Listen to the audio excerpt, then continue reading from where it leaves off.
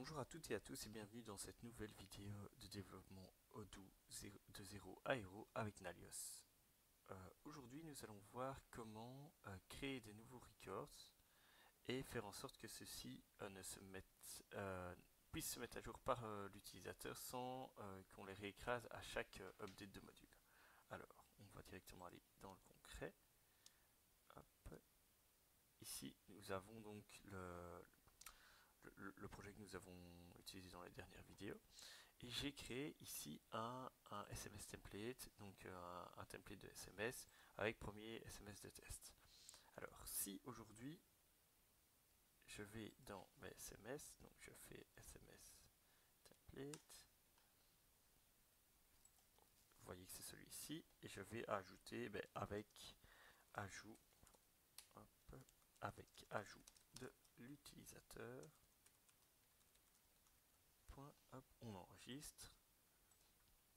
Alors, ceci devrait rester comme ça. Bon, allez, pour ainsi dire tout le temps. Sauf que si on relance, donc ici vous le voyez, si je relance le serveur, vous voyez que là-dedans je mets à jour mon module, donc je mets à jour mon alias custo.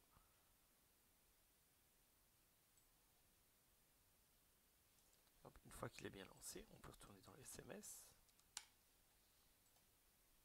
Et on voit que en fait l'ajout que l'utilisateur aurait ajouté ou l'adaptation en fonction de il s'est dit ah ben non moi je préfère ajouter un petit mot en plus en moins, enfin bref, ne s'est pas enregistré. En fait si, c'était bien enregistré, mais quand on a mis à jour, étant donné que dans notre code on lui dit crée-moi SMS template first send avec ce texte, bah, automatiquement lui qu'est-ce qu'il va faire, il s'en fout, il réécrase, même s'il y a déjà un record avec cet external ID, hein, donc on peut voir ici, si vous allez dans les metadata, que NalexCustom SMS template, lui comme il retrouve ça, paf, il s'en fout, il l'écrase, et il écrase toutes ces données. Alors, comment est-ce qu'on peut fonctionner à ce niveau-là? Parce que ce cas, il va vous arriver une fois de temps en temps. En fait, on peut simplement ajouter un noUpdate. Alors, le noUpdate, qu'est-ce qu'il va faire? Donc, on va faire ça, data, hop, noUpdate égale 1. On va noter tout correctement, voilà. Voilà. Une fois que ça c'est fait, qu'est-ce que ça va permettre? Ça va permettre de créer le record qui n'est pas créé. S'il est créé, on ne va plus l'écraser. Et donc ici, on va pouvoir refaire un test. On va relancer le serveur. Hop.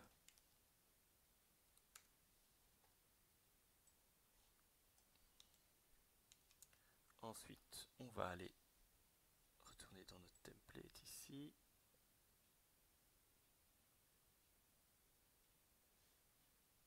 Hop. Il y a une petite erreur de syntaxe.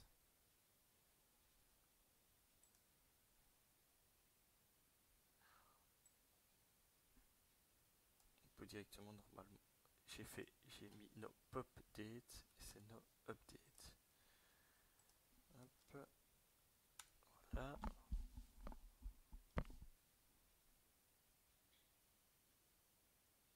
Et donc voilà, ici c'est bel et bien lancé. On peut remettre à jour ceci